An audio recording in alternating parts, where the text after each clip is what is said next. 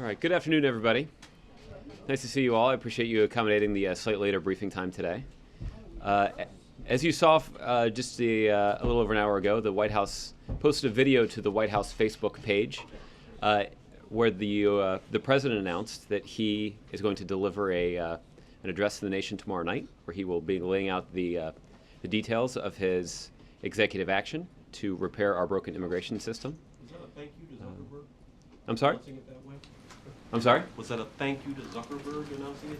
No, I think this was an opportunity for us to reach hundreds of thousands, if not millions of people. In under an hour, the video reached more than 1.2 million users on Facebook. 227,000 people had viewed it, and another 12,000 people had shared it. So this is a pretty effective way of the president communicating with the American public about his intention to try to take the steps that he believes are necessary to fix as much of the broken immigration system as is possible. The president also mentioned in that video that he intends to travel to Las Vegas, Nevada on Friday. He'll be speaking at Del Sol High School in Las Vegas. Many of you have been to Del Sol High School because you covered a speech that the president gave there back in January of 2013, where he laid out the principles that he believes should be incorporated into any sort of bipartisan compromise, common sense immigration reform proposal. You'll also recall the United States Senate passed such a proposal in bipartisan fashion in the summer of 2013, and we've been waiting ever since for House Republicans to block their opposition and allow that piece of legislation to come up for a vote in the House. One last thing I'll mention before I get to your questions is prior to delivering this speech tomorrow night, the president will be hosting a dinner tonight at the White House for some Democrats from the House and Senate to talk through this immigration executive action that he's preparing to take, as well as a couple of other priorities that he sees on the horizon. So with all of that, we got a lot to talk about. Darlene, I'll let you begin the conversation here. Thank you. I think Wendell might have stolen a little bit of my thunder here, but... Oh, well, good. I was curious. Wendell has a tendency to do that. Can you just explain a little bit about why the president is going the route of a primetime address to announce what he's going to do on immigration?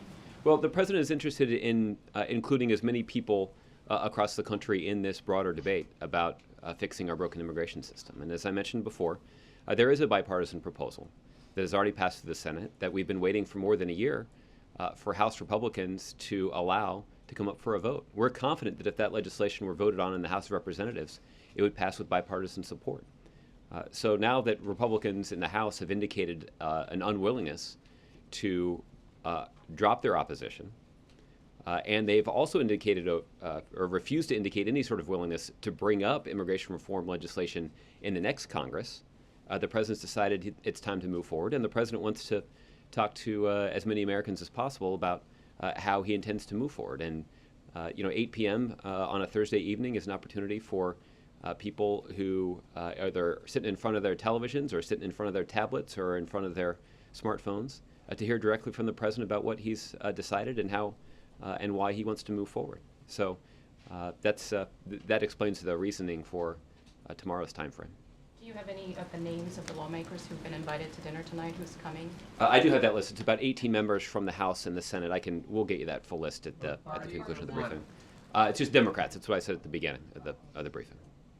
And then yesterday you said that legal opinions for justifying what the president is going to do, that would be released. Will that be released tomorrow night, there will be some material related to the legal justification for the president's executive action that will be released tomorrow. And we'll have an ample opportunity to discuss that. What I will point out, and maybe we'll have the opportunity to talk about this a little bit more in the briefing, is I think that you will find that it's consistent with actions taken by presidents of both parties to deal with the immigration system, that presidents from Eisenhower, Kennedy, Johnson, Nixon, Reagan, both Bushes, took executive action to deal with with some what they characterized as some problems with the broken immigration system, and they took some steps unilaterally using the authority that's vested in the executive branch to try to solve some of those problems. And what you'll see in terms of the president's announcement will be generally consistent with that exercise of executive authority. And so there's the speech tomorrow night, and he goes to the high school on Friday. Will there be more stops by the president to sort of sell this, if you will? I mean, next week? Is Thursday and Friday the extent of it, or will there be more stops with the president talking about this? Well, I do anticipate that we'll be having a number of a rather lengthy discussion about this decision, and the president, I say in all sincerity, is looking forward to this debate. That the president feels very confident both in the steps that he's taken. He also feels very confident in knowing that these steps are going to be good for the country. That despite some of the concerns that have been raised by Republicans, we know that these steps are going to strengthen national security. They're going to strengthen security at the border. They are going to strengthen our economy. And they will do something to address a lingering problem, which is the millions of people who currently live in this country who can come out of the shadows, can get right with the law, they can pay their taxes, they can go back to the line, go to the back of the line, but also sort of become fully contributing members of communities, large and small, all across the country. This is an important step that will have a pretty profound impact on the lives of millions of people who live here.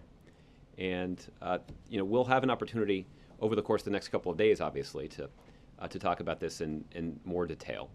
But I certainly would not rule out that in the coming weeks that the president would take additional trips or host other events to continue talking about these very important issues. All right, Roberta. If what the president wants is comprehensive reform, which requires bipartisan action on the Hill, why wouldn't he invite Republicans or some Republicans for dinner and talk to them about it too? Well, Roberta, sadly, if it were only dinner that was required to get Republicans to act in bipartisan fashion, then we'd have passed bipartisan compromise immigration reform legislation quite some time ago. You'll recall that the president convened a lunch just 2 weeks ago where he invited Democratic and Republican leaders of the House and Senate to come and talk to him about a range of priorities, including immigration reform. So tonight's dinner will be another opportunity to talk about immigration reform, certainly not the first opportunity, and it won't be the last. Is he worried about some Democrats being nervous about this move and siding with Republicans on whatever Republicans decide to do to try to stop it? I think the short answer to your question is no. The longer answer to your question is I do think that there is, again, once we have an opportunity to talk about some of the details related to the executive action that the president has chosen to take, it will become clear that there is a solid legal foundation for the president taking those actions. And again, we do anticipate that there will be Republican opposition to what the president announces.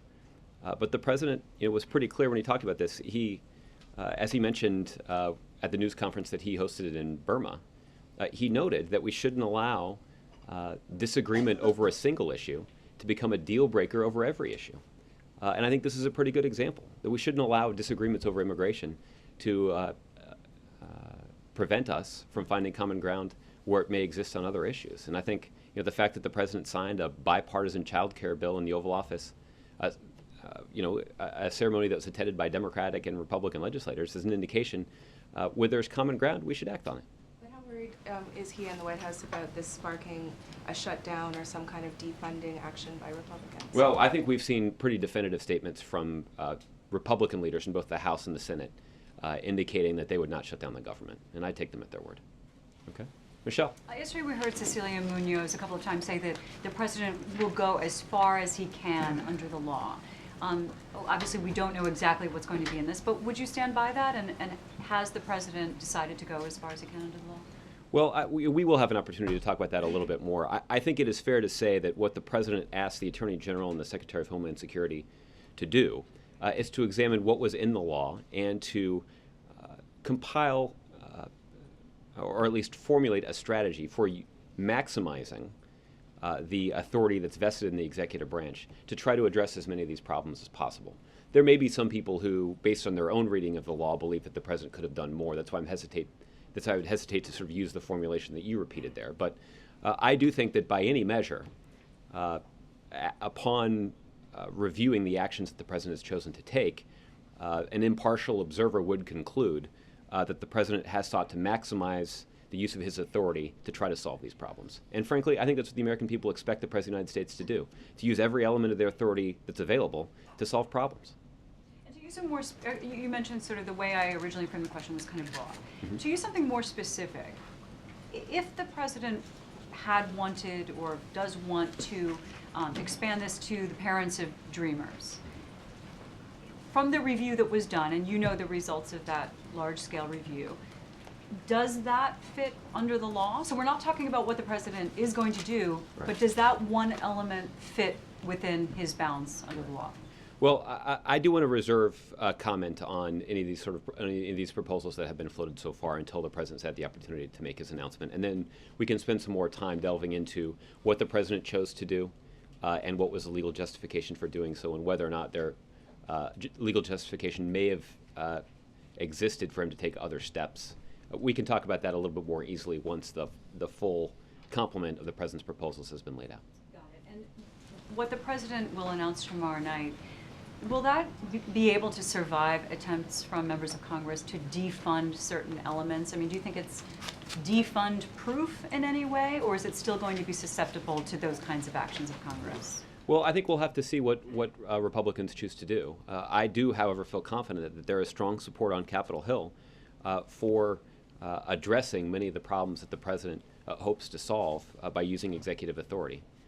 But you know, we certainly anticipate that we'll have a robust debate about these issues, and I don't anticipate, again, based on the public comments of Senator McConnell and others, that there's going to be a government shutdown that results from this.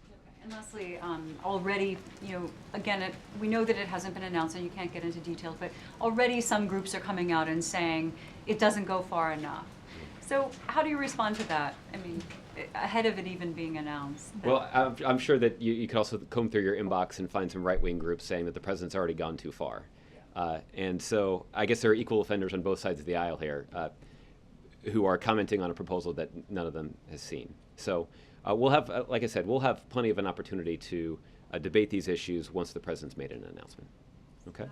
Alexis. Josh, can you tell us what will be the implementation date attached to the president's executive action? We'll have more details on the implementation once the proposal's been rolled out tomorrow. Can you talk about the president's efforts to implement this through DHS and how long it will take for, DACA took about 2 months, I think, roughly, to implement. How long is the implementation phase going to be needed? Once we can look at the proposals that the president's laid out, we can talk about the implementation phase. What kind of briefings is the White House having for lawmakers and maybe the business community that would be very interested in their ability to hire or to employ? Well, as many of you know who've been covering this closely, the White House has been engaged in a wide range of conversations as the president's been considering what steps to take. And those conversations have been rooted in primarily helping to understand, or helping the White House to have a clear understanding of how specific decisions might have an impact on specific communities or, in some cases, even specific businesses. So there is a desire to have that kind of understanding, and as a result, there have been a number of conversations that have been convened by members of the president's staff to discuss some of these issues. There are a number of conversations that are ongoing today and will continue tomorrow related to communicating to lawmakers and other interested parties in Washington, D.C. About what the president's decided. But the one place where people can expect to get a detailed a rundown on the president's proposal will be in the context of the speech the president will deliver tomorrow. When we get briefed or we get information, will there be budgetary numbers attached to it? Will we be able to understand tomorrow what the projected costs or budgetary effect will be? Well, I don't know if those numbers will be produced, but you're certainly welcome to ask about them. So we'll see what we can get you some answers. So, John. Josh, would the president veto a government funding bill that included a provision to prevent him from taking this action? Well, it certainly would not be a proposal that the president would support, obviously. But I think we would evaluate these individual proposals on the merits before we made a final decision. So we'll see. I think we'll also depend a little bit on what Republicans would choose to do in that situation as well. So I just want to be sure I've got this straight. So because there's been a lot of talk of Republicans saying that they would fund the government, but not allow this to go forward. You use that as the leverage. So you don't rule out the president signing into law something that would undo the very thing he's going to announce tomorrow night? Well, I think that seems. I think we'll have to sort of evaluate for ourselves what sort of proposals Republicans put forward. So I wouldn't want to hazard a guess at this point.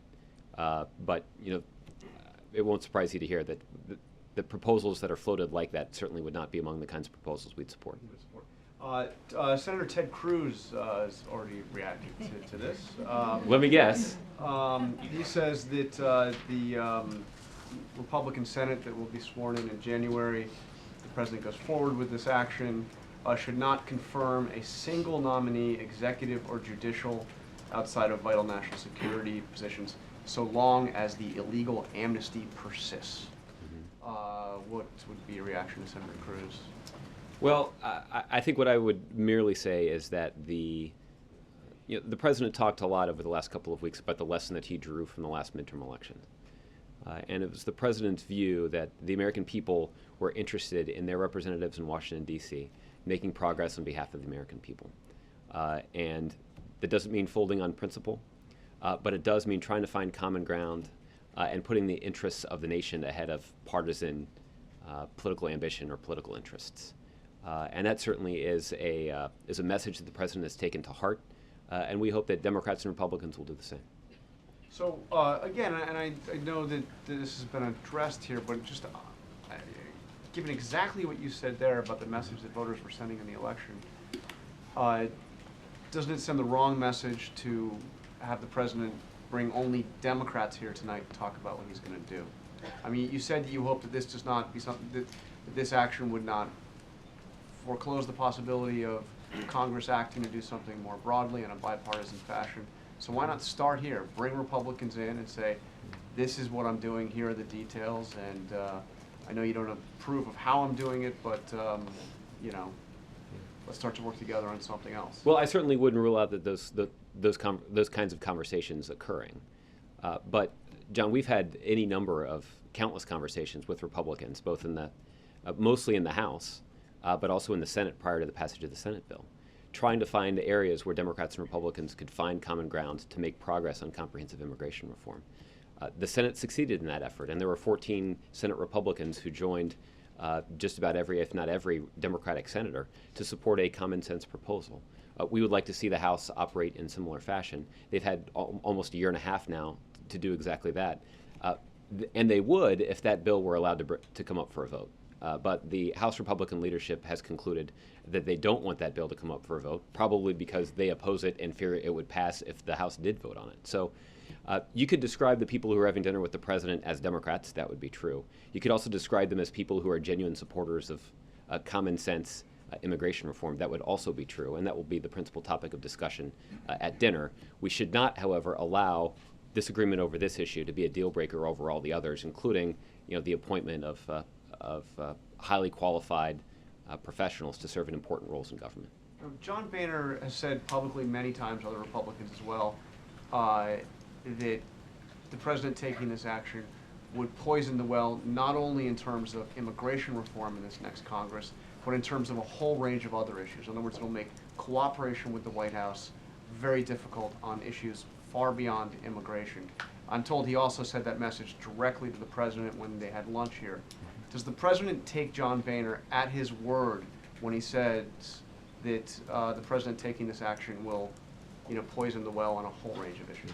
Well, John, I think you highlight what I think is a pretty stark difference in approach between the House Republican leadership, at least, and those of us who work here for the Democratic president. We've seen House Republicans pass, 40, 50, 60 different measures to defund or repeal Obamacare, as they call it.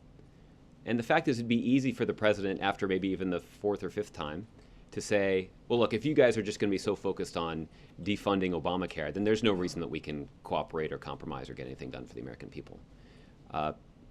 There is no suggestion by me or anybody else who worked at the White House that repeated efforts by Republicans to repeal the president's signature initiative was somehow poisoning the well. We just chalked it up to a mere difference of opinion. Now, that difference of opinion happens to rest on a piece of legislation that has ensured that millions of people have gotten health care, that we've slowed the growth in health care costs, and a bunch of patient protections that are pretty popular with the American public. So we can have legitimate differences of opinion, and I'm not disagreeing that those differences of opinion exist. They obviously do. The question is, what are you going to do in reaction to them? And the reaction here is, we're not going to allow those differences of opinion to interfere with our efforts to try to find common ground. But what I'm asking is, does the president believe John Boehner when he says that if you go forward and take this executive action, we will not be able to work with you, not just on immigration, but on a whole range of other issues, that it will poison the well. Does he believe the Speaker when he says Well, that? I think that the President always takes the Speaker at his word. But I think the President also is willing to allow the Speaker to change his mind. Okay. Jared. Following up on that, if the President, let's say Speaker Boehner doesn't change his mind and says that this is a deal breaker for a host of other issues, and I realize that's the wrong approach that you feel to take, but if that is the case, is this immigration reform that the President is so intent on doing tomorrow worth it? Is it a big enough issue as far as legacy, as far as, all of the goals of this administration? Is it worth that gamble? Is it worth that risk? Well, Jared, let me. This is something I've said before, but let me sort of pose it to you again. This is the way that the President sees it. That sitting before him right now is a pretty fundamental question. Right now, we've got bipartisan legislation that passed through the Senate. We have House Republicans who have blocked it for more than a year and a half, who have indicated that they're going to block it through the rest of the year, and have also indicated in answering a question from one of your colleagues that they're not really willing to commit to bringing it up next year. So the President sits at his desk wondering, should I wait interminably for Republicans to take an action that they say they oppose, or should I use all of the authority that the American people have elected me to exercise to make progress for the American people in a way that would be good for our national security, in a way that would be good for strengthening security at the border, in a way that would be good for job creation, in a way that would be good for economic growth, in a way that would be good for middle-class families, in a way that would be consistent with our values as a nation of immigrants. That when you sort of stack up all of the pros and cons there, I think that this is one of those decisions. The President often says, that as the President of the United States, only the tough decisions actually reach his desk. This might be the one exception. But isn't one of the cons at least the threat of, serious inaction when it comes to nominations, when it comes to a budget, when it comes to a host of other issues that certainly are important to both Republicans and the President? Well, I guess that is predicated on at least a premise that Republicans have been exceedingly cooperative with the administration when it comes to the budget and nominations and other things too. So it may just be a difference in degree here, not in substance. Okay, Mara? When you formulated these actions, did you do some kind of analysis on how many illegal immigrants you thought would come out of the shadows to take advantage of this temporary relief? Well, what I anticipate we will be able to do once you see the proposals tomorrow is to talk to you a little bit about the number of people who could be or would be affected by this. I'm actually asking a slightly different question. Okay. Not so much how many could be, but how many are willing to do something. In other words, identify themselves as illegal, which is what coming out of the shadows is, knowing that the next president could take this temporary deportation relief away from them and deport them. I'm just saying it's a risk. And I'm wondering if you That's true. if you considered that. Well, it certainly is something that was considered when the President made his announcement about DACA, about deferred action for childhood arrivals. And this was an analysis that was done about the population of people who would be affected by by that decision. There was a discussion about the number of people who were likely, I think they call it a take-up rate, the number of people who would make themselves available to benefit from this decision. And I would expect that a similar analysis would be conducted in this instance as well. But we'll have more to say about this tomorrow. Can I ask a question on a completely unrelated topic? Of You might course. have been asked in the past. It's a real segue. Okay. What is the administration's position on lifting the 40-year-old ban on exporting U.S. crude oil? I mean, there is a ban on it since the 70s. I'm wondering, Right. what is, do you know what This the feels a little position like a pop quiz. is? No, I mean, I just curiously don't know. I mean, I Right. honestly don't know. Just to make sure that I get it right, why don't we get back to you and Okay, we'll that would be great. I can do that That before would the be end of the day great. today. Okay. Mike, I was really struck by your first answer to Jonathan's first question. is that a compliment? What it is, I guess. It sounded like when you were saying, Jonathan was asking you, well, hey, if there's legislation defunding this, would you veto it? And you were kind of saying, well, we'll see exactly how it's written. Yeah. It sounds to me like what you're saying is, this is the order, but we'd be willing to negotiate with Republicans over the scale and scope of this order, short of them passing new immigration legislation. Yeah. Am I fairly interpreting your response? Because, I mean, otherwise, why would you say we'll wait and see? Mostly because I didn't want to comment on a hypothetical. So I didn't want to sort of rule anything out. obviously, we would take a very dim view of any efforts by Republicans to try to curtail the president's executive authority, using a rider on a budget proposal. So let me then But just put that said, question straightforwardly. Okay.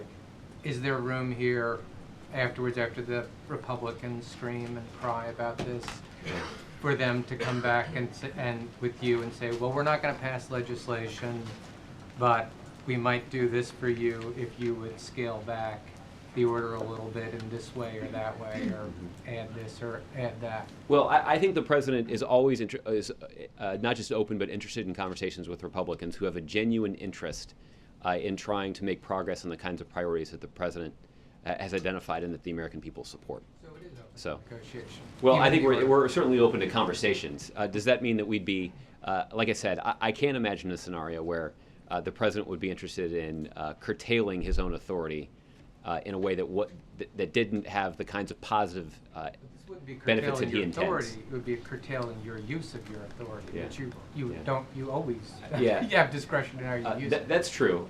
This is a difficult one, Mike, principally because it's a hypothetical situation. So let me just say, I think the one thing that I can say that's rooted in fact and will continue to be true is that we're always going to be open to conversations with Republicans who have a genuine interest in trying to strengthen or improve on policy priorities that the president has identified and the American people support. Okay. Major. Josh, following up on that line of questioning, just so I understand what the priorities are, because it's, yes, a hypothetical in a general sense, but it may actually not be that hypothetical. If Republicans put a rider on a continuing resolution in which a lot of other very important funding mechanisms for the government, Ebola, ISIS, everything else, are there, and this action is the one item that jeopardizes all the rest, which is the president's more preferred priority? Well, if an eventuality like that does occur, then we'll have ample opportunity to examine it and debate it and discuss it. And if that happens, I'm sure we will. So I'm not going to weigh in on it from here, though. Because by the president's own timing, he intended to do this, made a public promise to do this in September, and then delayed it. That's right. Signaling to everyone that the timing of this is completely fluid. It is discretionary. It is at the president's discretion. That's right. So, in that sense, putting it up against a continuing resolution in a government shutdown scenario is also a discretionary decision of the president's. It seems like he is intentionally putting it right next to these other things. So I'm just wondering if that's a signal he's trying to send that this is more important than anything else that has to get done before the president and Congress wrap up this legislative year. That's not the intent.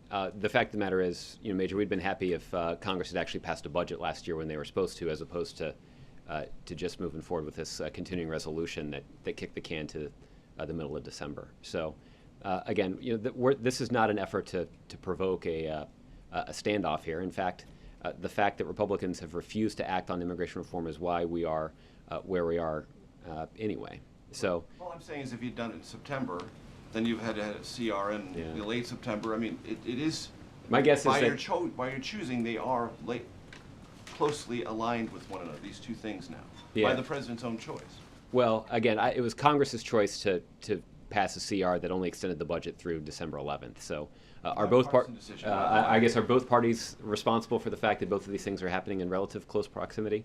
Probably, but again, even if, regardless of when the president had decided to move forward with this action, I'm confident that there are plenty of senators who would have found a way to raise a ruckus about this using legislative process, and I'm sure that will occur this time too. But I think that would have happened regardless of which season of the year that this decision had been You just announced. told Mike that in that context, this authority is negotiable within the conversation about keeping the government open. Is that fair? Well, I don't want to leave you with that impression. Again, that was a sort of a hypothetical scenario about would the president negotiate. That would, assume that Republicans are willing to negotiate after we just spent a lot of time talking about how they're not going to be willing to negotiate because the president took this action. So I don't want to go too far down this hypothetical road. I will just say, as a practical matter, a couple of things. One is the president is always open to conversations with Republicans. And two, he's always open to those conversations when they are in pursuit of strengthening policies that he thinks are good for the country and that the American people support. And a very simple, perhaps blockheaded question, which I sometimes come up with. is there something the president signs? Is this a new order? Does it have a number attached to it? Or is it something in which he merely communicates to his bureaucracy a set of guidelines that implement authorities in a different way? Right. We'll have more to explain about this tomorrow. But can you even... So it's a legitimate question to ask, but once the president has made these decisions, we can talk a little bit more. Once the president has announced these, let me just clarify. Once the president has announced these decisions, then we can be in a better position to talk about how they are effectively implemented. You can't even explain the mechanics of it? I can once the proposal's been laid out. I don't want people to read into the description of the mechanics and assume that they know something about what the president's decided. Yes. Wendell? I believe you suggested a couple of times now that one of the goals of the president is to encourage people to come out of the shadows with this executive order. It was my understanding that the way to do that was the path to citizenship that Republicans call amnesty and object to. So, given that I think the president's made clear that he cannot offer people that with an EO, do you really expect this order to encourage people to come out of the shadows? Well, And Wendell, also, again, once the president has rolled out exactly what he proposes to do, then we can have a discussion about what that intended effect would be. well, then let me ask you this. Is it possible that the path to citizenship Mr. Obama insisted be a part of a comprehensive immigration reform is not necessary to lure people out of the shadows? Well, again, we'll have an opportunity to discuss this once the president's made clear what exactly he intends to do. Okay. Chris?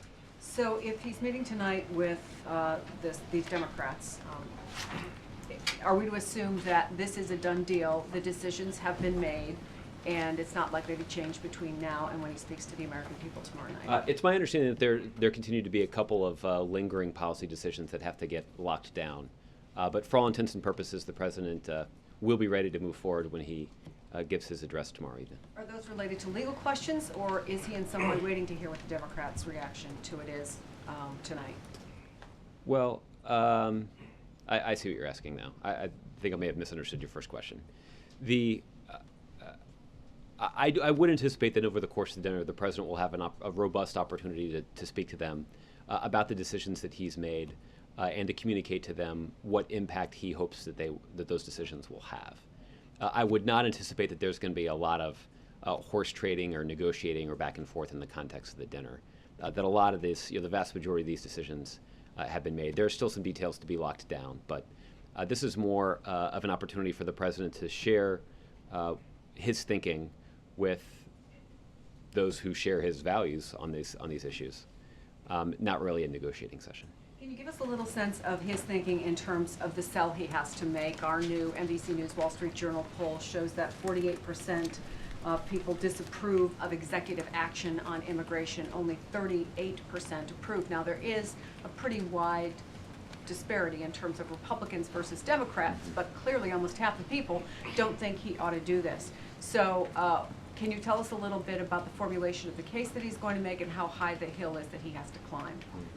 Well, I'll say a couple things about that, Chris. I think the first is that I didn't see the exact wording that was included in the poll, but if the wording was something along the lines of, do you believe that this is a policy problem that should be fixed with legislation rather than executive action, then it sounds like you may have called the presidential cell phone, because he would probably answer that poll in the same way as it sounds like a plurality of Americans did, which is the president believes that Congress should step forward and take the steps that are necessary to fix our broken immigration system, but they haven't. And so that is... Do you approve or disapprove of the president taking executive action on immigration, or do you not know enough to have an opinion at this time? Mm-hmm. Well, the president clearly has an opinion. But the... I don't think he got the call. What was the number? So... 48. You wanted the cell phone. Oh, exactly. I'll get that to you later. So I think the point is, the case the president will make is that we have seen that Congress has not acted. And so the question is, should the president use the authority that's vested within the Constitution and vested with the presidency to try to address some of these problems? And the president, I think, pretty unequivocally believes that the answer to that question is that he should take the steps that are necessary to try to solve some of these problems. But obviously, he also thinks he needs to make his case to the American No public. question that he needs to explain that to the American public, and some of that explanation needs to involve what are the consequences for the actions that he'll be announcing. Are there benefits associated with our national security and border security and our economy and job creation? The president will, and all of us, will be spending quite a bit of time talking about that, not just tomorrow night, but for the days and weeks ahead. Because he knows that he has a tough job to make this case? I think because he feels like he has an obligation as the President of the United States to explain to the people who elected him precisely why he's taking the actions that he is taking. Vaquera. Thank you. Is there some political mischief part of the calculation here? In other words, will the base of the Republican Party become so incensed in your calculation that they'll just, after their big victory, just drive the wagon train right off the cliff and start talking about impeachment and shutting down the government? Is that part of the calculation here, and the timing? Well, are you suggesting that'd be the first time that they would do that? Well, certainly this I guess in this will period. incite them further. Well, I think what the intended audience for this message is the American people. And the president is hopeful that the American people will carefully consider exactly the steps that he has announced that he's going to take. He's hopeful that the American people will carefully evaluate the consequences for the steps that he's planning to take. And I think if people do that, I think the vast majority of Americans will share his view that these are steps that he should take, that these are steps that on par are good for the country, and that these are steps that if Congress were to take them and essentially make them permanent, that they should supersede any sort of executive action that the president has taken. So we look forward to having this conversation. It's an important one. I realize this ground's been. Go ahead. Go ahead, Mike. Good for individual Americans. I realize you plowed this ground a lot yesterday, but I'd like to come back to it now that we have a concrete schedule here. Okay. In a number of occasions, the president has said that he couldn't act legally without Congress. Notably, in last year, in the San Francisco speech where he was heckled, he said he couldn't violate the law, he had to work with Congress. How do you square that? Well, I think as it relates to the hecklers, they were suggesting that the president should stop all deportations. And that was sort of the thrust of the president suggesting he needs to follow the law. And that's true, and that's why the White House feels an obligation to fulfill your desire to understand the legal foundation that the White House will be using as the president moves forward with these executive actions. This is said in the context of DACA. Why couldn't he do the same thing that he did for DACA for others to correct or to somehow lessen the spike in deportations that was seen at the outset of this administration? Well, again, in terms of the steps the president may take, we'll have an opportunity to evaluate those tomorrow. And So. I know that Alexis asked this, but Yeah. I'd just like to press down a little bit. Are you considering an implementation date sometime after the Republicans take control of Congress in order to give them a chance to perhaps move legislation? Well, let me just say as a general matter to you and Alexis that the kinds of proposals that the president is talking about are not the kinds of things that you flip a switch and start the next day. But we'll have an opportunity to discuss So there could be a lag time. what this process of implementation looks like once we have the proposals in front Will of us there tomorrow. be a date certain? Well, we'll have more on this tomorrow. Okay, Lori. A question for you. In the address, it's clear he's not going to be able to cover or protect 11 million undocumented immigrants in this country, but in his address tomorrow to the nation, will he have a message for those who will be left out? What is the next step for them? Well, I think there are a couple of things, and I don't want to prejudge what the president may have decided here, but I think the president does want to send a pretty forceful case that's rooted in our nation's values.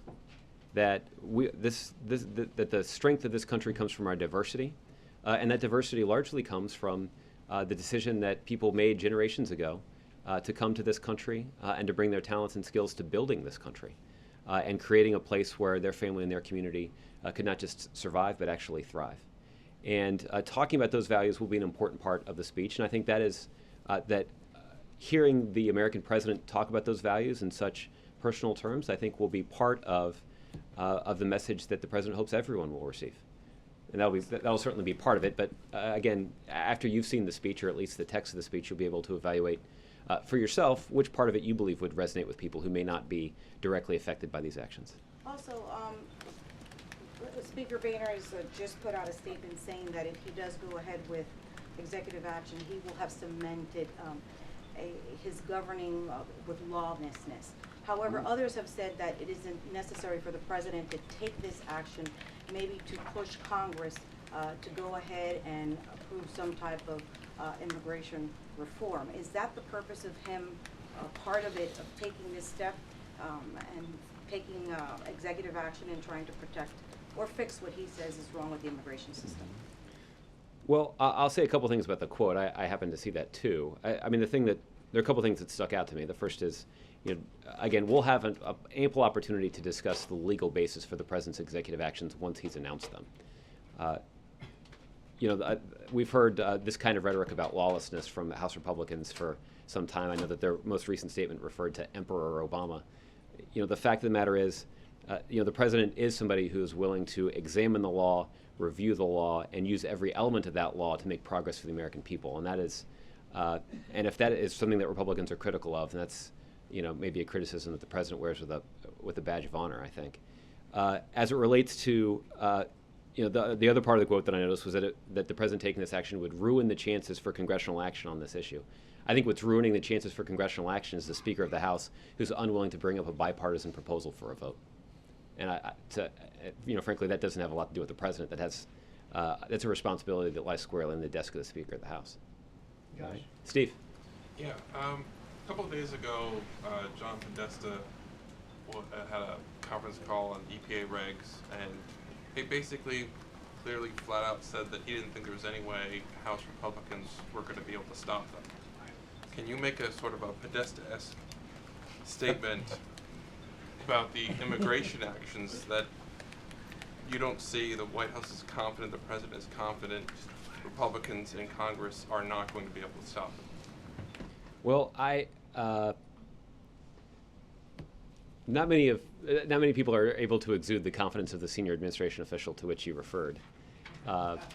But let me say that I do retain plenty of confidence that the executive actions that the president will announce tomorrow will have the positive intended effect that we intend, which is to say that we're confident that there is a strong legal foundation for the president taking these actions, and we're confident that even though Republicans object to it, that these are steps that will be fully implemented and will strengthen the economy, create jobs, strengthen our border security, strengthen our national security, and do the other kinds of things that the president believes are in the best interest of the country. And that they won't be able to stop them? Well, we'll see what Republicans try, but there's a lot of confidence that's retained in these proposals by those of us working here at the White House. Okay, Justin. I want to ask about two things. The first is, I know that you talked a little bit about why the president's going to Las Vegas, but I know also that that's obviously Senator Reid's home state.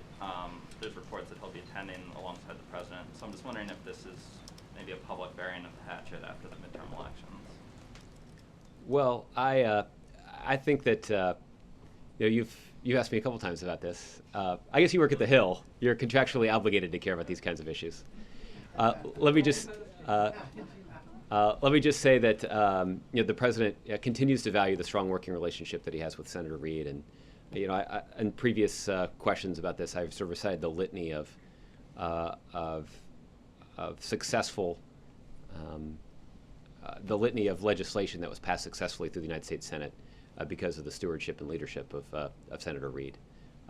That's been the view of everybody here at the White House, up to and including the president, and that continues to be the view here. So the president's looking forward to going to Leader Reid's home state, and I haven't actually heard whether or not Leader Reid will be able to attend. I just haven't gotten the update on his schedule. But if he does, we certainly would be pleased to have him there. And then I just wanted to ask about this in terms of a lot of actions or announcements from the White House in the last week or so. There's been the climate deal,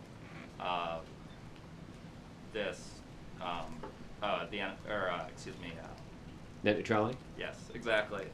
All of which seem to have really kind of revved up the president's sort of Democratic base, liberal base. Mm-hmm. I know that the president spoke after the elections about how he was going to try to change things, work out, compromise more. So I'm wondering how you kind of square a lot of announcements that have upset Republicans and revved up Democrats with that kind of new approach that you guys kind of said that you were going to undertake, but haven't yet. Yeah. Well, I think this goes back to a question I don't know if it was Roberta or someone else, where I think this goes back to the president's philosophy here that we can't allow a disagreement over a single issue to become a deal breaker for every other one. And so you're right, the president has talked about things like net neutrality and making progress to cut carbon pollution and even an announcement to reform our broken immigration system.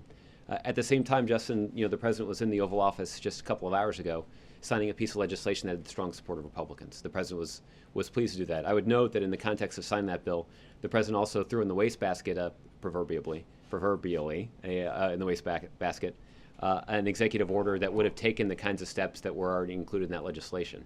That's pretty good evidence of the president's willingness to allow legislation to supersede any sort of executive action that he takes. That was true of this child care bill. It would also be true of any immigration reform legislation that were able to make its way through the Congress. But the other point I want to make, Justin, is the president also did a couple of things that presumably Republicans would support in addition to signing that bill. The president also spent a lot of time on his trip in Asia focused on trying to open up overseas markets for American goods and services. That's something that the president believes is good for the country, it's good for American businesses, it's good for American workers. He convened a meeting at the U.S. Embassy in Beijing with the leaders of countries that presumably would sign on to a Trans-Pacific Partnership trade agreement. This is something that some Democrats support, certainly not all of them. But we have seen a pretty enthusiastic reception from Republicans for this kind of proposal. So that would be an example of common ground that could be found in a way that sort of highlights how the president's policy priorities do, at least in some areas, overlap with the policy priorities that Republicans themselves have identified as well. Have there been any of those policy priorities that the president's communicated to Republicans that hadn't existed before the election? So the things that you mentioned, the TPP, for instance, are things that even though Harry Reid, for instance, doesn't support, the president has for a long time now. And so I'm wondering if after the election there's been any change of policies or areas of compromise that the president's offered to Republicans that we haven't heard before the election. Well, I think, Justin, I'll answer that in a couple of ways. The first is, I think before the election, there were some pretty obvious areas of common ground that could be seized that haven't been. So in some ways, we don't have to go looking for new things. There are a bunch of things that are on the table that both sides support they haven't been able to make progress on. A couple of examples beyond the trade example that I just cited. The president nearly 2 years ago now laid out a pretty common sense proposal for investing in early childhood education. This is something that very conservative governors across the country, Republican governors, have implemented in their states to great effect. Now, again, these are Republican governors that don't have a lot to say that's very nice about the president, I assume. Certainly, there's not a lot of policy agreement. But there is a policy agreement on this issue that early investments in early childhood education can have a profound impact on the life of a child and has, there's a strong correlation between participation in a high-quality early childhood education program and lower rates when it comes to things like illiteracy or jail time or teen pregnancy.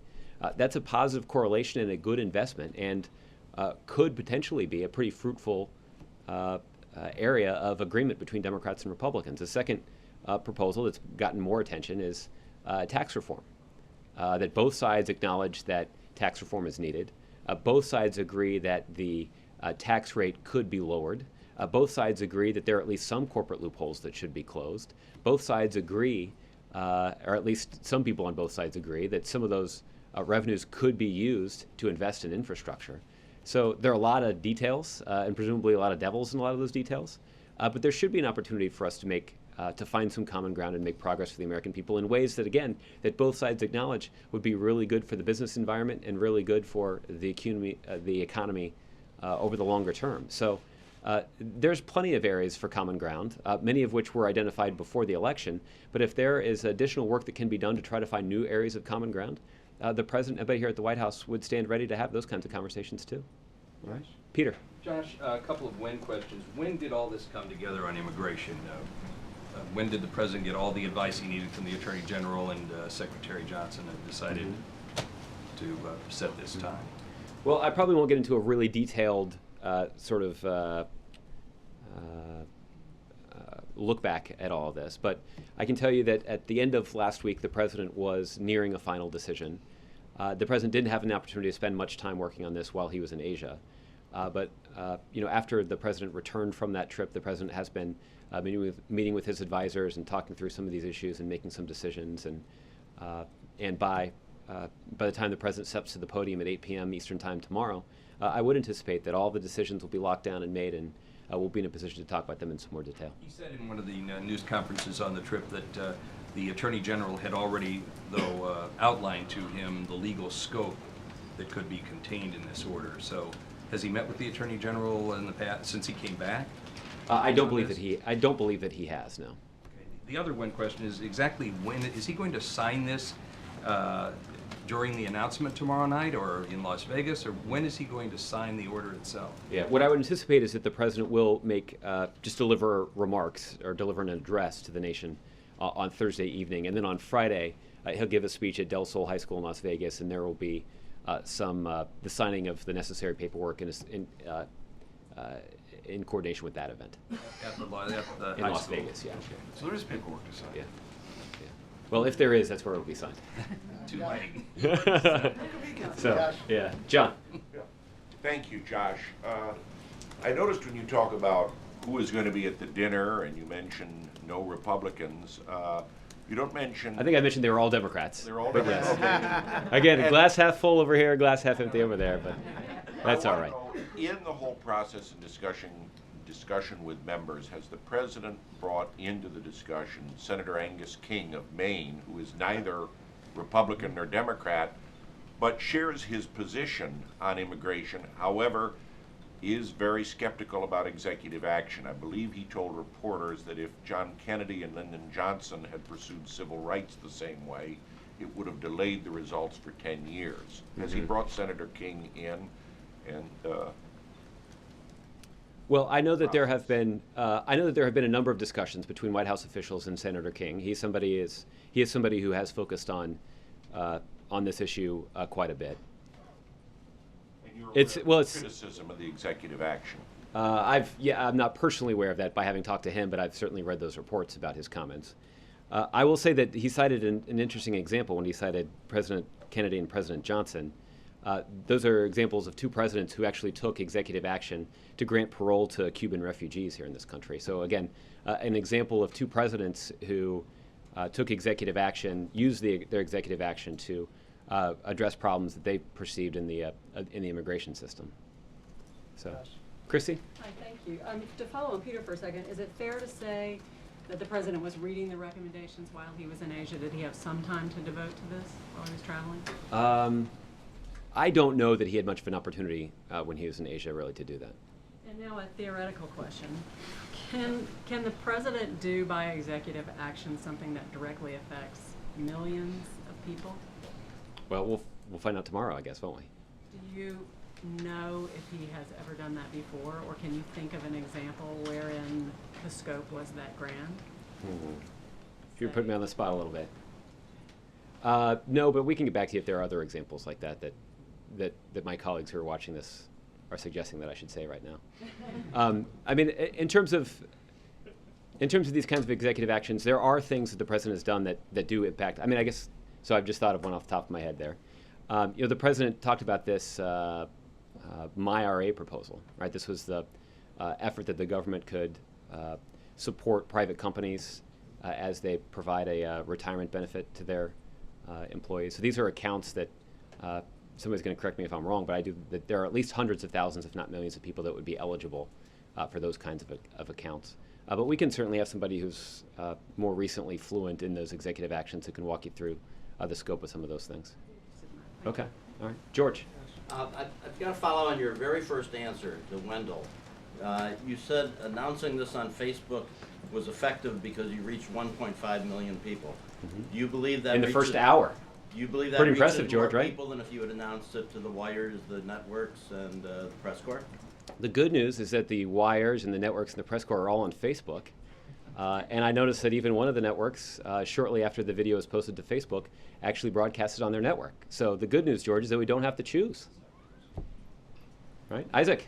Judge, Loretta Lynch is in town today. Has she been brought into these conversations yet? And also, do you expect that this issue is going to come up in her confirmation hearings whenever they happen?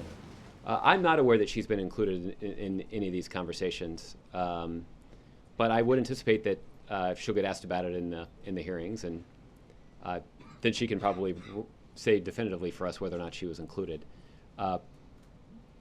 And I don't necessarily know in advance that she would bring this up proactively in the context of her hearing, but I suspect there may be some Republican senators in particular who'd be interested in discussing this issue with her. Have she and the president discussed what is planned at all? Was it in the interview that she had for the nomination? Again, I'm not aware of any of those discussions, but even if I were, I probably wouldn't be able to talk about them from here. Okay. Yes, ma'am. Thanks, Josh.